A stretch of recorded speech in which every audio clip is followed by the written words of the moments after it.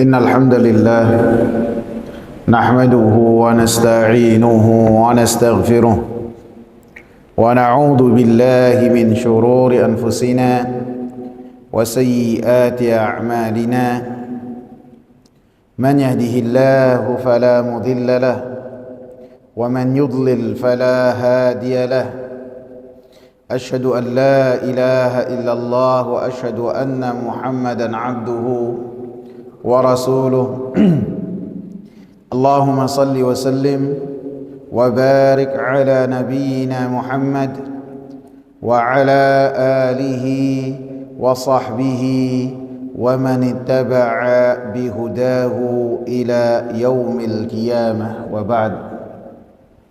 Jamaah sekalian yang saya hormati, masih tersisa beberapa pelajaran-pelajaran yang disebutkan oleh Syekh Saleh Ibn Fauzan Ibn Abdullah Al-Fauzan ketika beliau membahas athar dari Abdullah Ibn Abbas dan perkataan Al-Imam Ibn Al-Qayyim rahimahullah. Di antara yang beliau garis bawahi dalam athar yang kita bahas yaitu tentang keutamaan ilmu dan ulama di tengah-tengah manusia.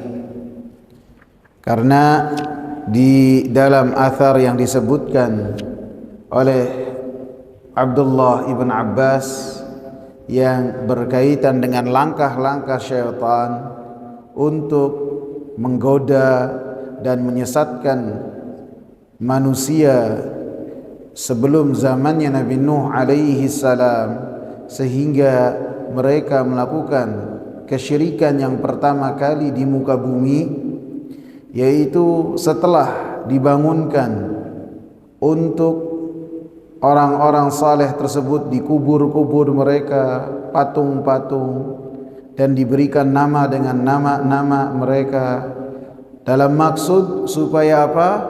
Mengingatkan ibadah-ibadah mereka, dengan maksud dan tujuan supaya ketika mereka bermalas-malasan dalam beribadah, maka mereka bersemangat kembali apabila melihat patung-patung dengan rupa orang-orang saleh yang mereka kenal dan nama-nama orang-orang saleh yang mereka kenal.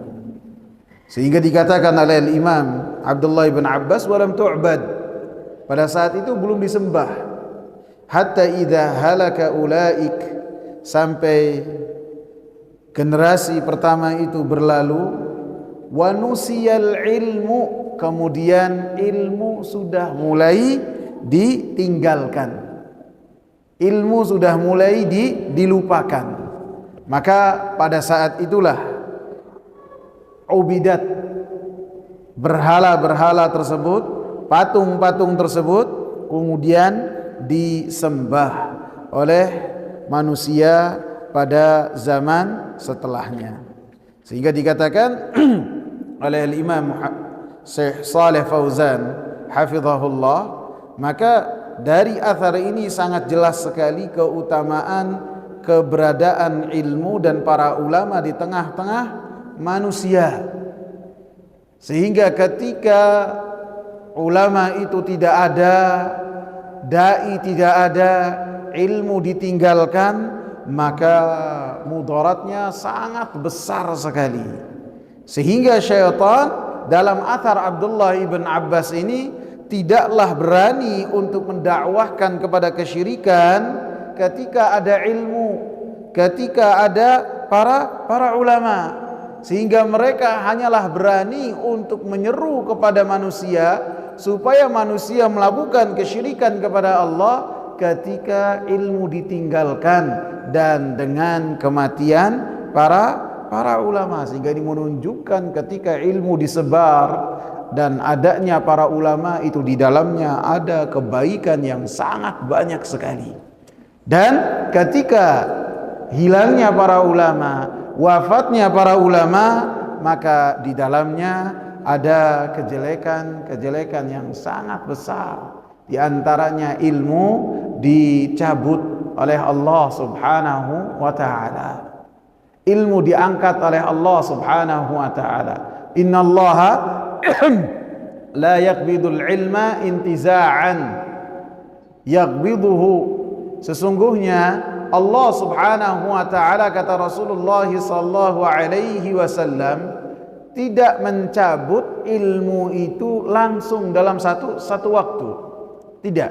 Ini terjadi hanya nanti pada hari kiamat atau sebelum hari kiamat, maka Al-Qur'an sumbernya ilmu diangkat oleh Allah Subhanahu wa taala. Diangkat.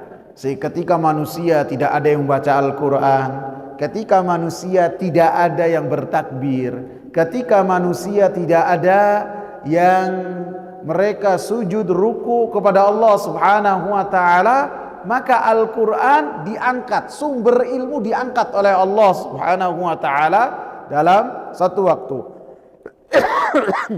Dalam satu waktu diangkat oleh Allah Subhanahu wa taala. Sehingga bisa jadi ada orang-orang kafir yang pada saat itu hafal surat Al-Fatihah, hafal surat Al-Baqarah, atau mereka memiliki simpanan-simpanan mushaf, maka ketika ilmu tersebut ditarik, mereka buka mushaf cetakan Al-Quran, mereka ulang hafalannya, sudah tidak ada sama sekali. Dan pada saat itu tidak ada orang yang beriman. Itu hanya terjadi mengangkat ilmu dengan sekali pengangkatan di akhir-akhir kehidupan manusia, sebelum terjadinya hari kiamat. Karena hari kiamat itu terjadi kepada manusia yang sangat jelek, yang mereka tidak sujud dan mereka tidak bertakbir dalam rangka mengagungkan Allah Subhanahu wa taala. Adapun selain dari itu, maka ilmu diangkat oleh Allah Subhanahu wa taala dengan dimatikannya para ulama. Para ulama dimatikan oleh Allah Subhanahu wa taala, artinya ilmu yang ada di dadanya dibawa, diangkat oleh Allah Subhanahu wa taala. Pembahasan hal ini artinya apabila kita itu mendapati ada orang ahli ilmu, maka kita ambil pelajaran, ambil manfaat dari orang alim tersebut dengan belajar. Walaupun misalnya jaraknya jauh, kita datang ke tempatnya. Apabila kita diberi kesempatan untuk bertemu dengan orang alim, para ulama, maka kita memanfaatkan waktu tersebut dengan bertanya. Apa yang tidak kita ketahui, kita tanyakan. Jangan dalam permasalahan yang kita tidak ketahui kemudian kita sok untuk menjawabnya, maka itu tidak boleh. Ini arti dari hadis ini. Bukan ketika para ulama meninggal dunia, kemudian sebagian orang-orang yang mereka belajar tauhid meratap dengan kemana-mana di-share tentang perkataan-perkataan orang alim tersebut. Maka ini ketika seorang alim meninggal dunia, seakan-akan dunia kiamat, maka seakan-akan mereka menentang terhadap takdir yang telah Allah Subhanahu wa taala tentukan. Kita kehilangan dengan meninggalnya orang alim, akan tapi ingat, bersabar terhadap ketentuan dari Allah dengan lisan kita, dengan tulisan kita yang kita share, dan dengan hati kita. Kita harus bersabar. Boleh hati sedih, akan tapi kita tidaklah mengatakan kecuali apa yang diridhoi oleh Allah Subhanahu wa taala, bahwasanya hal tersebut telah ditentukan oleh Allah Subhanahu wa taala 50.000 tahun sebelum diciptakannya langit dan bumi. Sehingga ketika para ulama ini mati, kata Rasulullah sallallahu alaihi wasallam, ittakhadhan nasu ru'usan juhala. Manusia akan mengambil orang-orang jahil menjadi ahli ilmu. Mereka ditanya menjawab, karena mereka tidak mengetahui tentang kadar ilmu, sehingga sangat mudah sekali untuk menjawab pertanyaan-pertanyaan.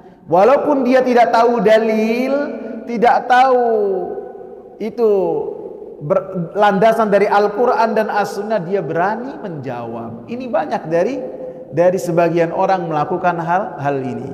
Ketika ditanya, maka fa'aftau, mereka menjawab fadallu wa adallu, maka mereka menjauh dari jalan Allah yang lurus. Bukan hanya dia menjauh, akan tetapi wa adallu, mereka pun menjadikan manusia menjauh dari jalan Allah Subhanahu wa ta'ala. Dan ini sangat bahaya sekali. Bahkan di zaman Nabi sallallahu alaihi wasallam pun pernah terjadi demikian. Pernah terjadi. Seseorang dalam melakukan perjalanan ataupun peperangan, kemudian kepalanya terkena luka dengan luka yang sangat parah, menganga bisa jadi. Ada luka yang besar menganga di kepalanya.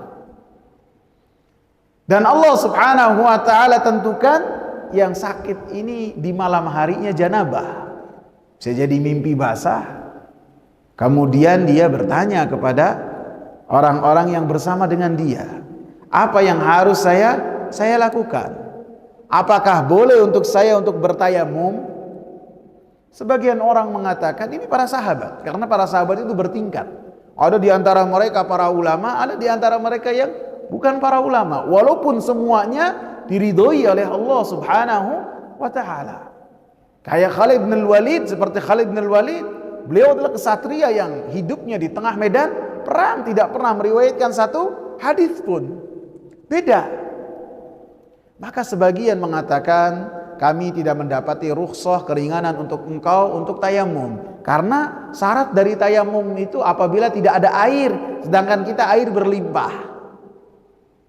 Maka melihat jawaban demikian, dia mau tidak mau harus mandi janabah. Dengan luka yang menganga di kepalanya, langsung disiram kepalanya dengan air, langsung terkapar, dia meninggal dunia. Ini terjadi pada zaman siapa? Zaman Nabi loh. Orang tidak tahu, berani-berani menjawab, maka yang hilang nyawa seseorang. Maka ketika hal ini disampaikan kepada Rasulullah sallallahu alaihi wasallam, maka Rasulullah sallallahu alaihi wasallam katakan, qataluh. Semoga Allah Subhanahu wa ta'ala membinasakan orang-orang yang berani menjawab tanpa ilmu. Qatalahumullah, mereka telah membunuh orang tersebut. Orang-orang yang berani menjawab dengan jawaban yang tidak memiliki ilmu, pada hakikatnya mereka telah membunuh orang tersebut. Qatalahumullah.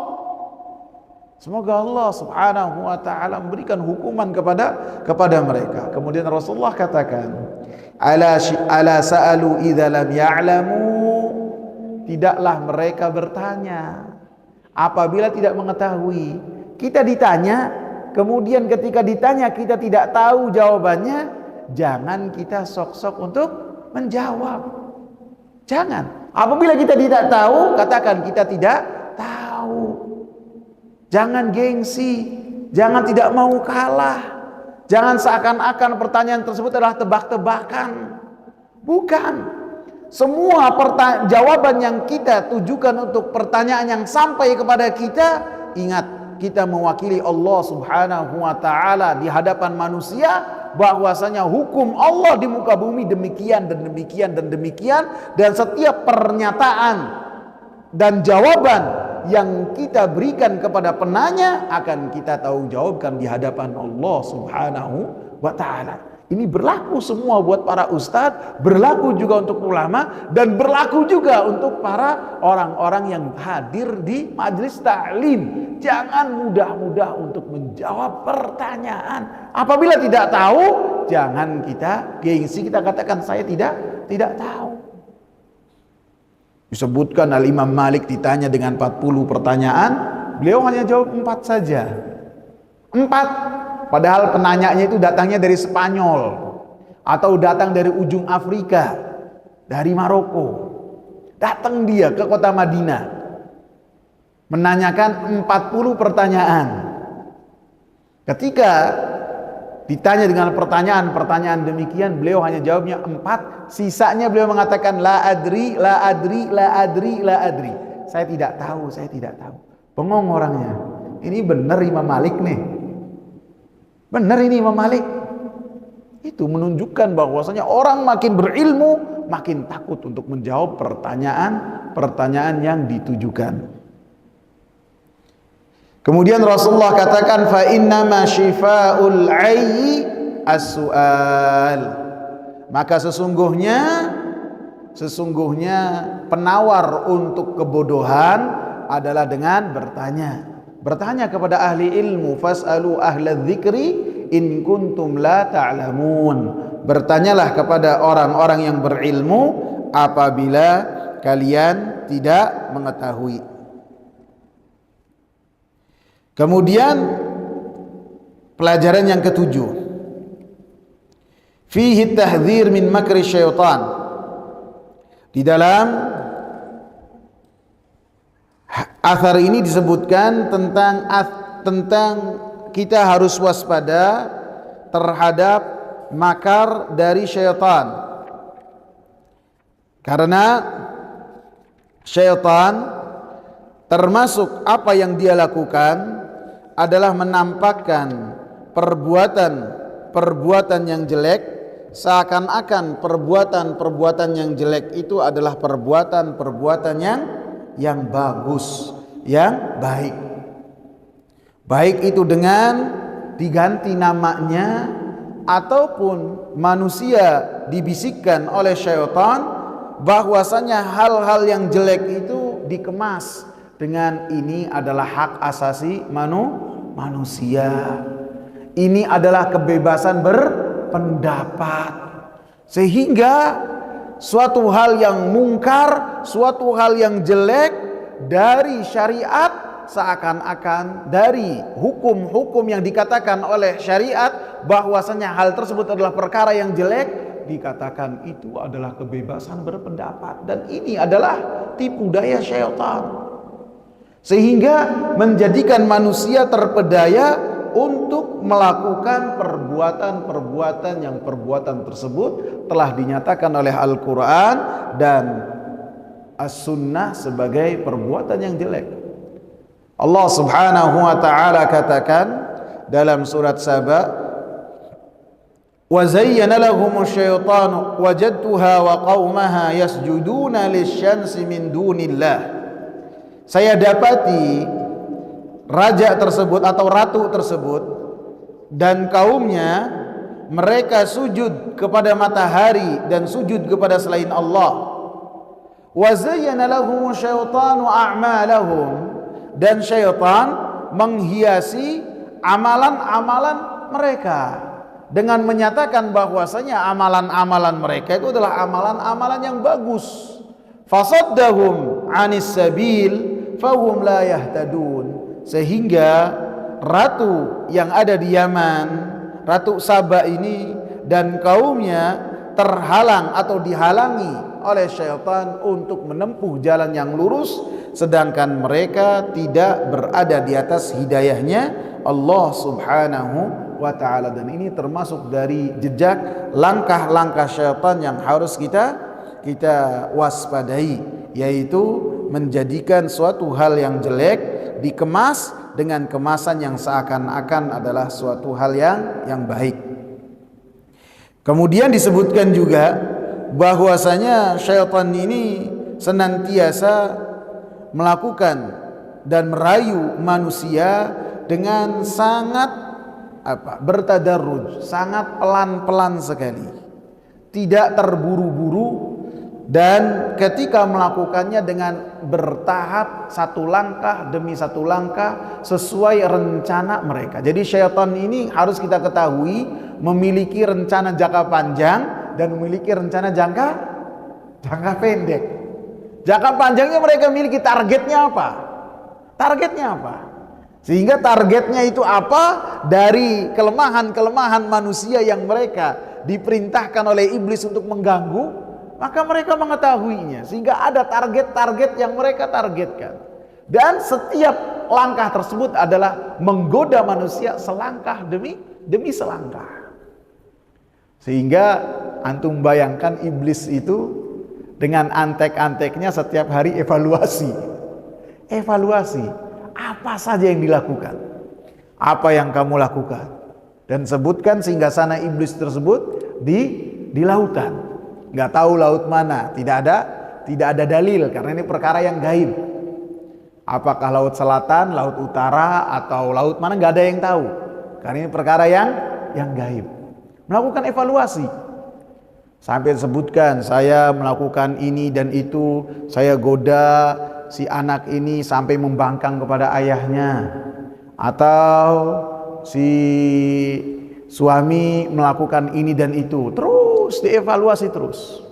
Saya goda ada si fulan atau fulana sampai melakukan perbuatan zina, terus sampai baru ada yang bisa memisahkan suami istri dari pernikahan, maka baru dipeluk oleh iblis. Nah, kamu ini adalah yang hebat, diapresiasi. Jadi mereka saking memiliki target jangka panjang dan jangka pendek, mereka sampai melakukan evaluasi sehingga target-target mereka itu terpenuhi. Ini. Jadi mereka memiliki langkah-langkah baik itu jangka panjang dan jangka pendek. Ada yang ingat langkah-langkah syaitan yang kemarin saya sebutkan? Ada 6. Ada 6, ada yang ingat? Menjadikan manusia melakukan kesyirikan. Yang kedua, menjadikan manusia secara tidak langsung membenci kepada Rasulullah dengan melakukan apa? Perbuatan bid'ah. Yang ketiga, apabila yang pertama kedua tidak bisa, dengan melakukan perbuatan dosa besar. Yang keempat, dengan melakukan dosa kecil. Yang kelima apa tuh? Ada yang ingat? Apa? Meninggalkan perbuatan sunnah. Jadi yang tadinya itu rajin dengan perbuatan sunnah, jadi syaitan ini orang kenceng banget. Jadi kalau sunnahnya itu kuat, rawatibnya kuat, tahajudnya kuat, duhanya dia jaga, dikikis sedikit demi sedikit, satu demi satu.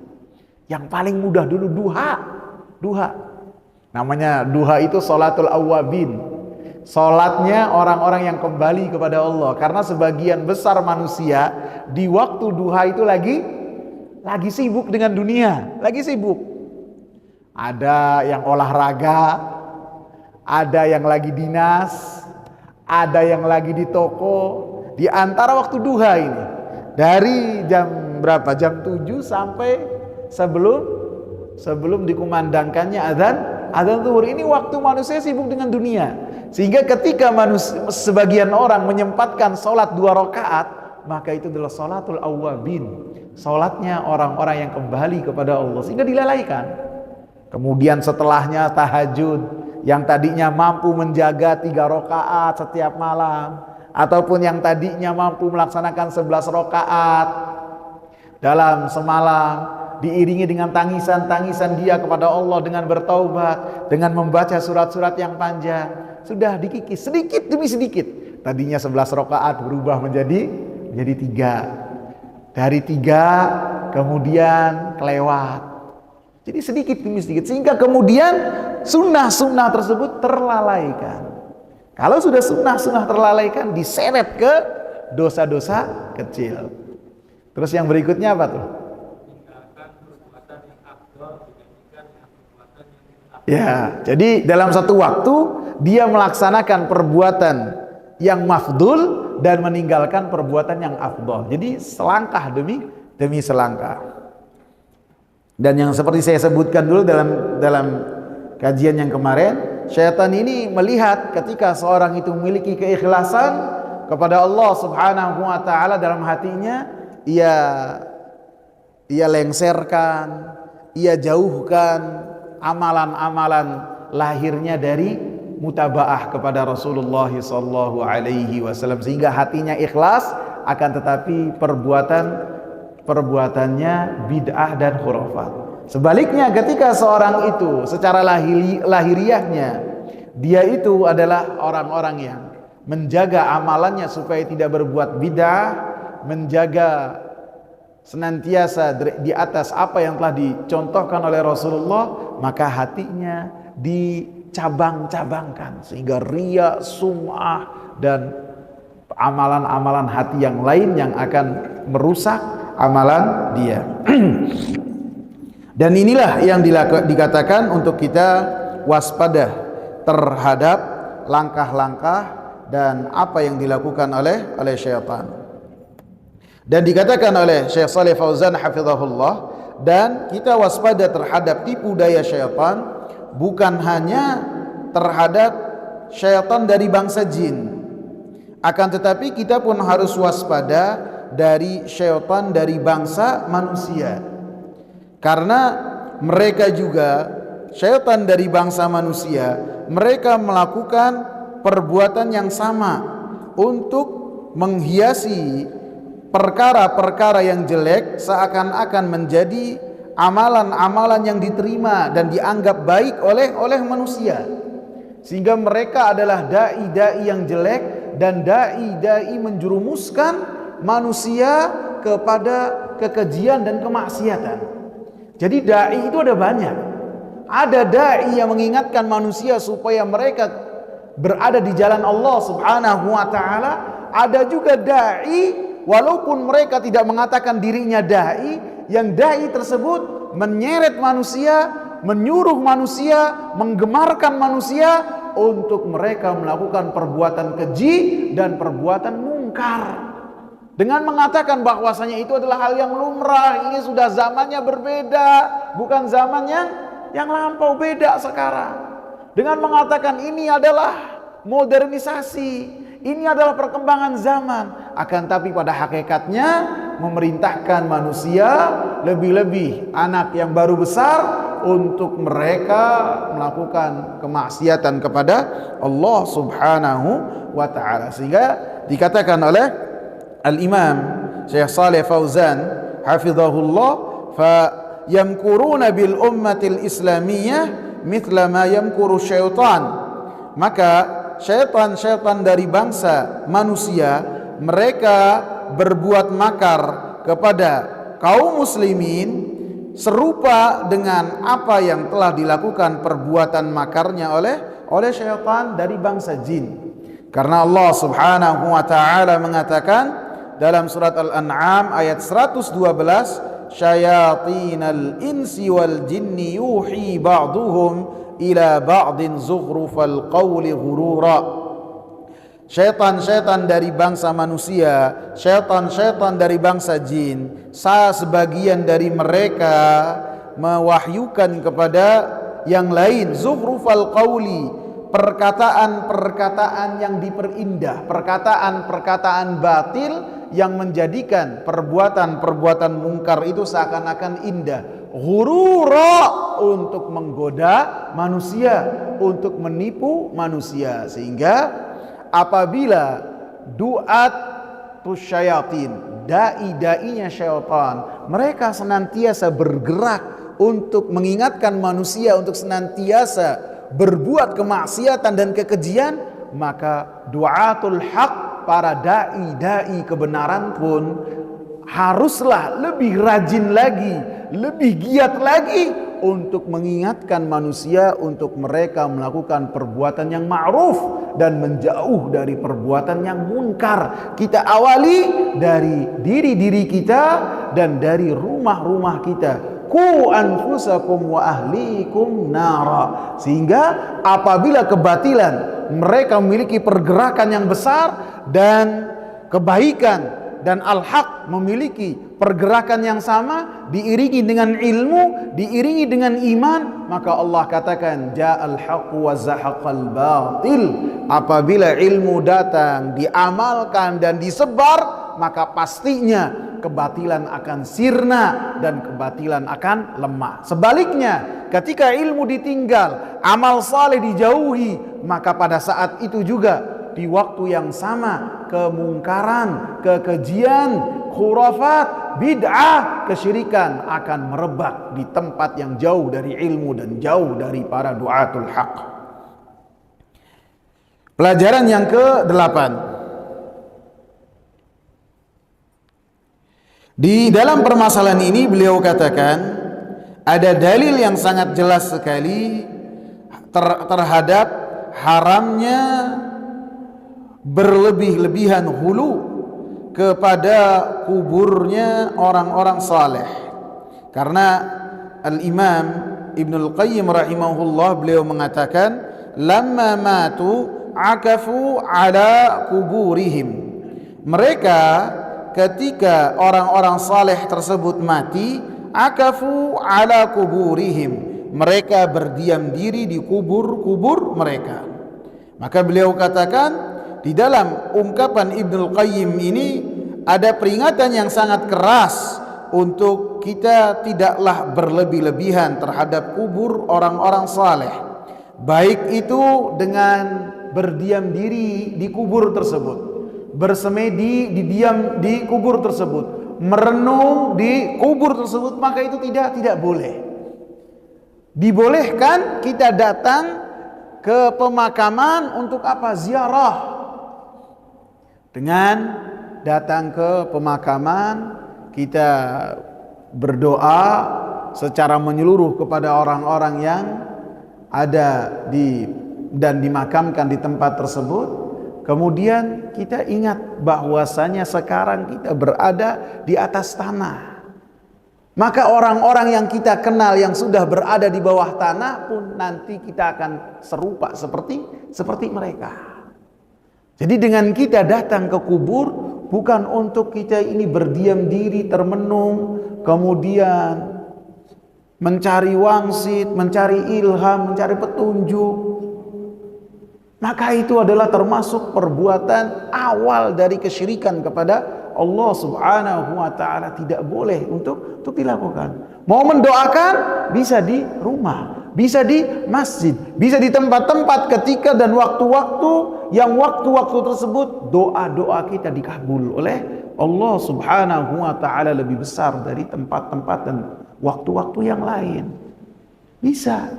Adapun ketika kita ziarah bukan untuk pengultusan, bukan, akan tetapi untuk mengingatkan kita bahwasanya kita itu akan mati.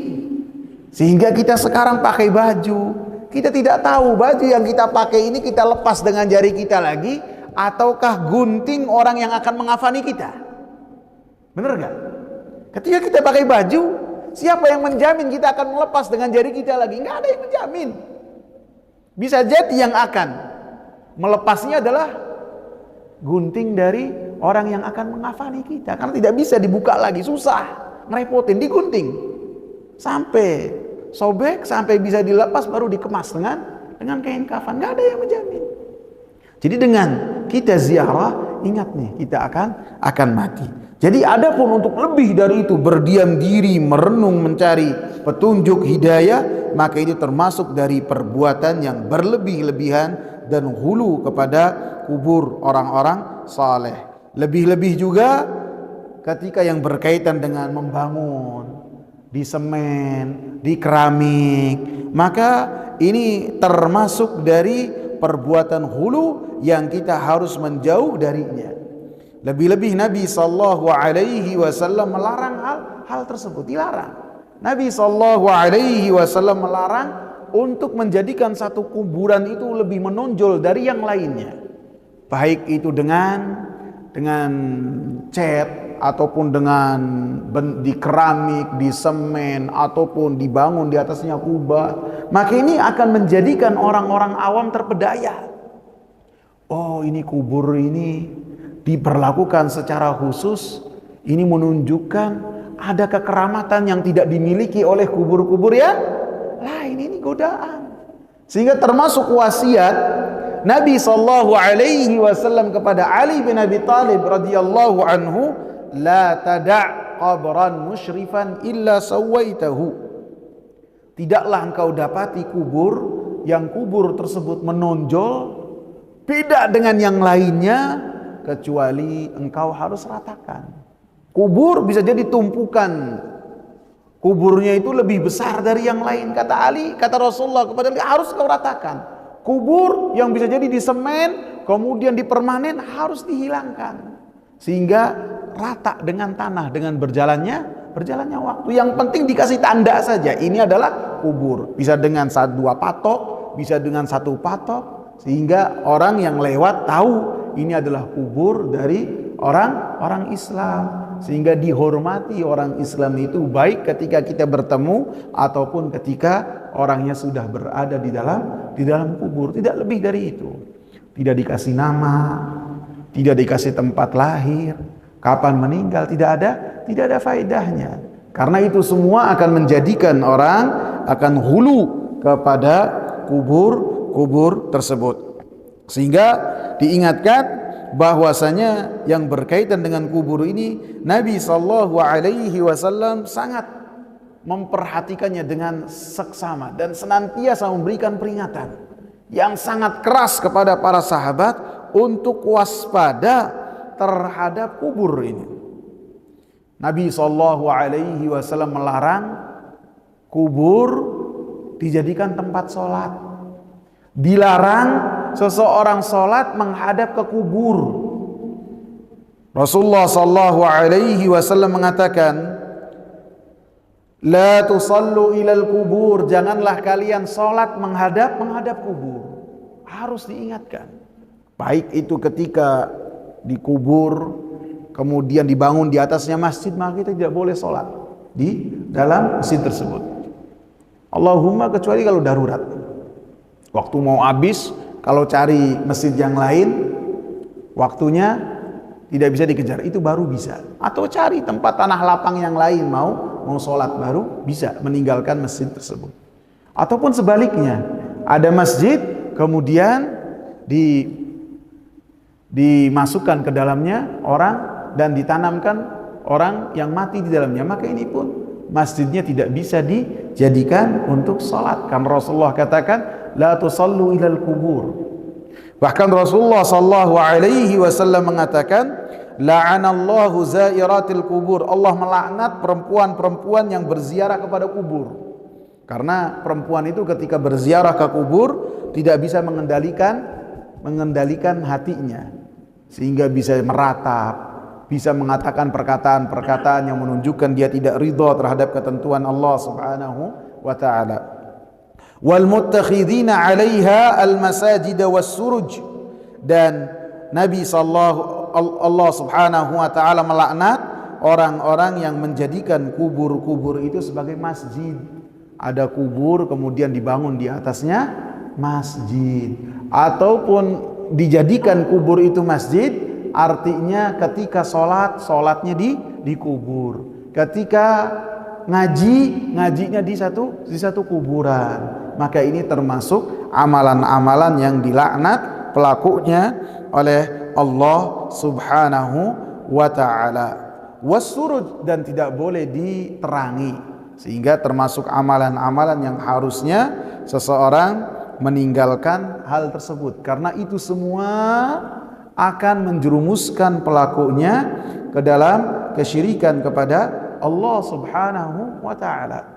Rasulullah sallallahu alaihi wasallam mencontohkan pada zamannya bagaimana Rasulullah sallallahu alaihi wasallam ketika mengkubur jenazah, mengkubur dengan yang biasa-biasa saja. Tidak diangkat tumpukan pemakamannya itu sampai sangat tinggi, tidak, akan tapi hanya diangkat sampai 1 jengkal saja. Kemudian setelahnya dikasih tanda patok 1 ataupun 2 yang menunjukkan bahwasanya itu adalah kubur. Tidak diberi nama, tidak diberi tanda dengan tanda-tanda khusus yang ingat bisa jadi manusia akan terjerumus dalam kesyirikan kepada Allah Subhanahu wa ta'ala apabila mereka melihat kubur-kubur yang berbeda. Terkadang kita dapati sebagian manusia tidak bisa melihat kubur nganggur. Terkadang melihat ada kubur, misalnya 1 jengkal saja kubur, kemudian tidak lama kita dapati ada kembang di atasnya. Benar nggak? Terkadang tidak lama nanti ada sesajen di dalamnya, nggak tahu padahal yang dikubur ini siapa. Bisa jadi kucing mati dikubur di situ, bisa jadi, nggak ada yang tahu. Dan ini saya dapati di beberapa kubur. Ada beberapa kuburan yang kuburan itu tidak dikenal orangnya, ujug-ujug nanti tiba-tiba ada orang yang nanti bersemedi di situ, berdiam di situ. Saya dapati bahkan dulu di tempat yang sekarang jadi pabrik di rumah itu, dulunya ada kubur di situ, sama abah dibiarin. Dan subhanallah, kuburannya siapa nggak tahu. Yang jelas ada kubur di situ, orang-orang pada datang beribadah di situ. Siapa yang ngasih tahu situ ada kubur? Siapa? Kuburannya siapa nggak tahu. Bisa jadi orang yang paling tua pada saat itu di Karangmalang tidak ada yang tahu itu kuburannya siapa. Yang jelas ada kuburan, nyempil dari yang lain, berbeda. Sebagian orang yang hatinya condong kepada kesyirikan menjadikan tempat tersebut sebagai ajang untuk melakukan kesyirikan kepada Allah Subhanahu wa ta'ala. Dan ini masalah kubur ini senantiasa diingatkan oleh Nabi sallallahu alaihi wasallam.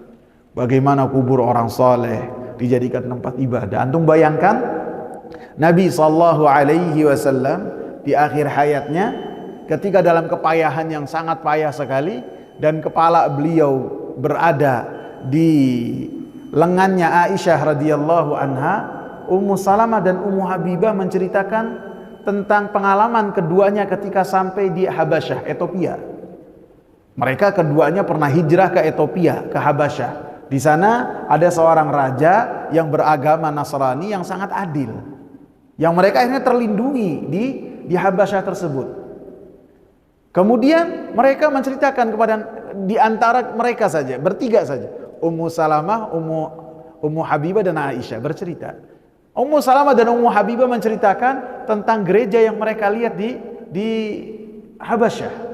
Patung-patung, gambar-gambar yang hebat. Nabi lagi kepayahan, antum bayangkan Nabi lagi kepayahan langsung mengangkat kepalanya.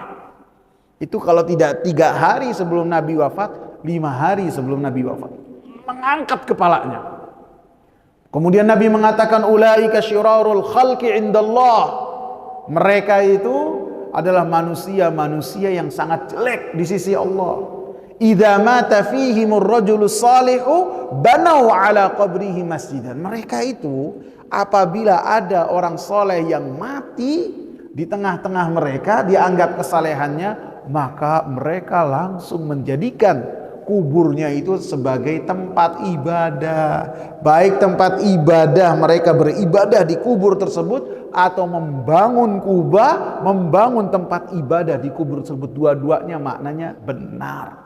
Nabi lagi kepayahan langsung berdiri bangun, dan Nabi senantiasa mengingatkan, ziarah iya, akan tapi ingat, harus waspada, harus keyakinannya dijaga. Kita apabila berziarah bukan meminta kepada yang ada di dalam kubur, bukan berdoa kepada orang yang ada di dalam kubur, akan tapi berdoa kepada Allah supaya yang di dalam kubur mendapatkan keselamatan dengan kedatangan kita, bukan terbalik, bukan.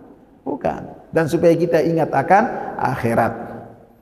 Kemudian yang ke-9, di dalam kisah ini bahwasanya darul mafasid muqaddam ala jalbil masalih, menghalang untuk menghilangkan kerusakan-kerusakan,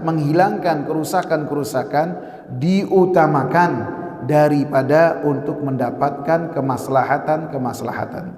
Dan ini adalah kaidah yang sangat masyhur sekali, karena perbuatannya kaum Nabi Nuh alaihi salam ada kemaslahatan di dalamnya, ada. Ketika mereka bikin patung, ketika mereka melakukan hal-hal yang kemudian terjerumus dalam kesyirikan kepada Allah, ada kemaslahatannya mereka menjadi terpacu dan termotivasi untuk beribadah. Akan tetapi kemaslahatan yang sangat kecil sekali dibandingkan dengan kerusakannya yang sangat besar. Apa kerusakannya? Mereka mengkultuskan orang-orang soleh, mereka hulu kepada orang-orang soleh, dan kemudian beribadah kepada orang-orang soleh. Diawali dengan apa? Diawali dengan mereka melakukan perbuatan membuat patung-patung monumen. Sehingga beliau mengatakan harus diingat, apabila kita ingin mengambil satu permasalahan dan mempelajari satu permasalahan, bisa jadi permasalahan yang baru, maka kita harus ingat, menghilangkan kerusakan-kerusakan ini itu lebih kita utamakan daripada mendatangkan kemaslahatan ditimbang.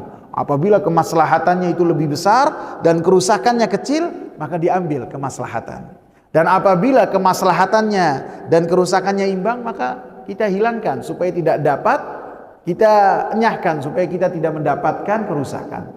Akan tapi apabila kerusakannya lebih besar dan kemaslahatannya kecil, maka kita pun harus lebih mengedepankan supaya tidak melakukan hal tersebut. Dan yang mencerna dan menilai itu semua bukan kita-kita, akan tapi para ulama.